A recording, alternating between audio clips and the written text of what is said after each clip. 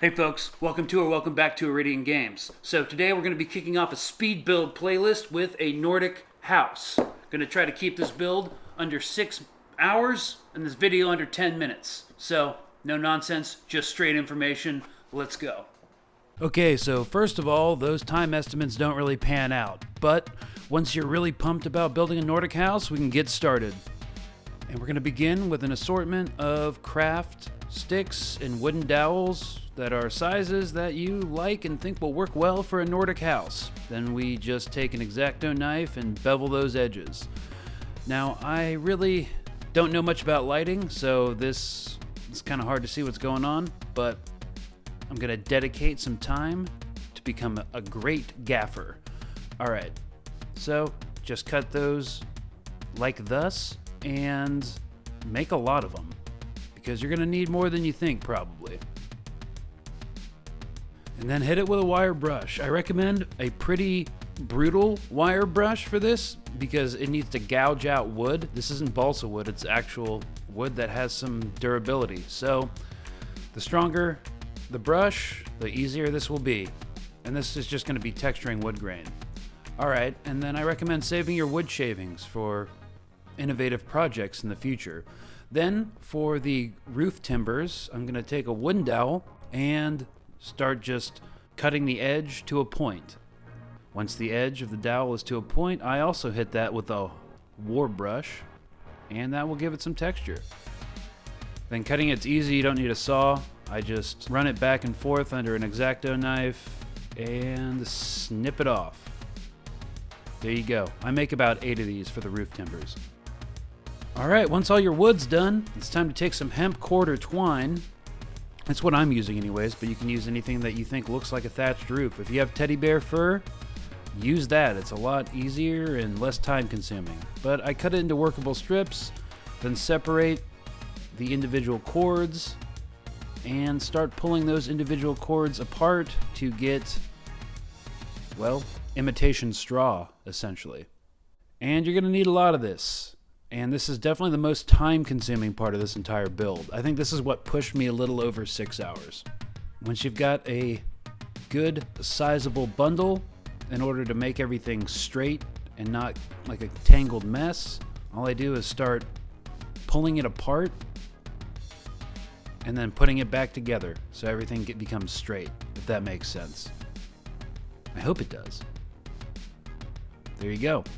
Okay, moving on to the structure. I start with the front and back sides of the house by cutting out 2 4-inch by 4-inch squares, marking the center of the roof apex and making a 60-degree angle, essentially. The walls are going to be about 0.8 inches, so pretty low because, I don't know, that's what the reference photos looked like whenever I looked at Viking houses. And the walls are going to be about, I think I did 5.5 inches long. So once the walls are cut to about 0.8 inches and 5.5 inches, I just hot glue everything together. And for extra support, I glue in wood dowels into the corner so the glue has more to stick onto. Then for the roof, I simply cut out 2 layers per side of cereal box cardstock and cut it to fit. And then I simply attach the cereal box material together with some tacky spray glue, which has low moisture so it won't cause the cereal box cardstock to warp.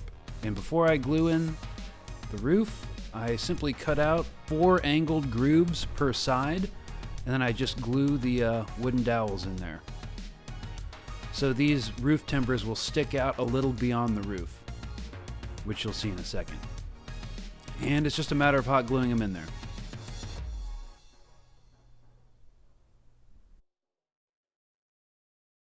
And then once those wooden timbers are in place, I just glue the roof on, and I test fit a balsa wood strip for the main roof support beam up on top. And I really got carried away with this crafting and didn't check the monitor, and I did some of this off screen, but you get the idea. I'm very sorry about that. And then once the roof's in place, I just start gluing on wooden sticks for the side paneling. Just applying them with hot glue. Once the hot glue is dried, I just take a hobby saw and cut it so that the wood beams are flush with the bottom of the house.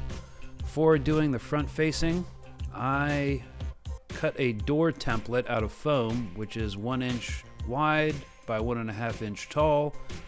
Glue it in place after measuring the center. And then I work in various sizes of the wooden planks in order to get an even placement of wood planks along the front face. So I have some smaller dowels, I have some regular wooden planks, and then once everything's in place and dry, I take a wire cutter and just snap off the slope. And this required so much grip strength, I almost got an aneurysm. So there's a better way to do it probably. And then I hit the side facing of the roof with some hot glue and put in those cool little signature roof beams that intersect, and let the hot glue dry. And now it's time to move on to the beam, the roof beam. I just use a hobby miter to get some clean cuts. Then I bevel the top of the roof plank, texture it with some wire brushes, and then hot glue that across the roof.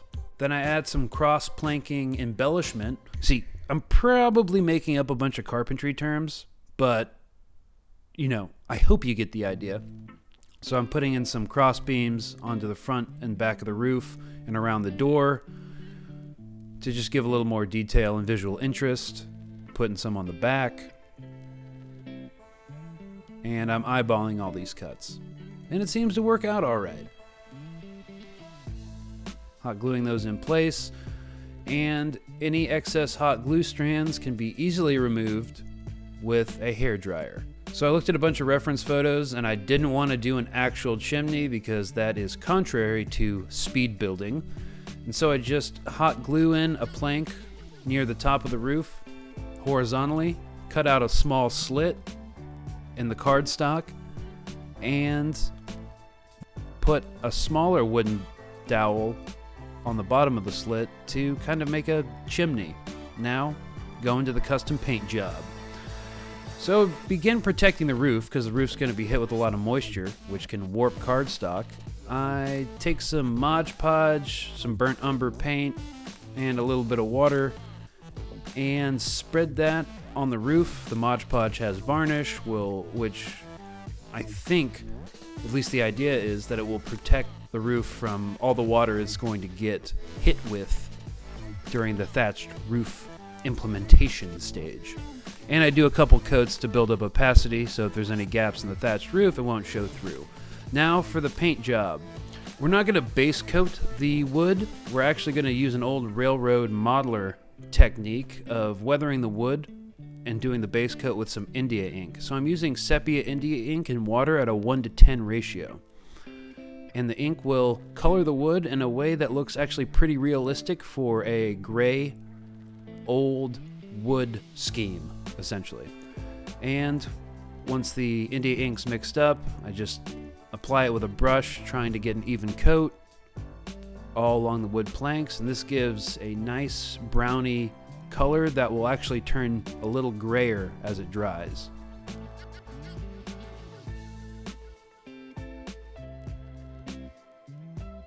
Then, once the ink has dried, I take a dry brush of folk art barnwood, which is a light browny gray, and I lightly go over all the planks, hitting the raised details. And this doesn't make too big of a difference. It just lightens it up a bit before we darken it back down.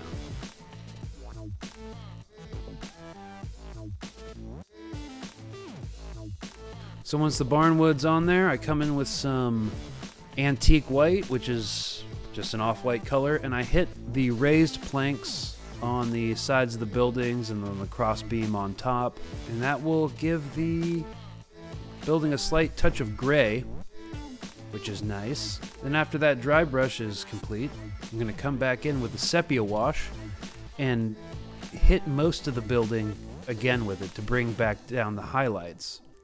I'm gonna do multiple coats of the sepia ink wash along areas where the shadows would be cast.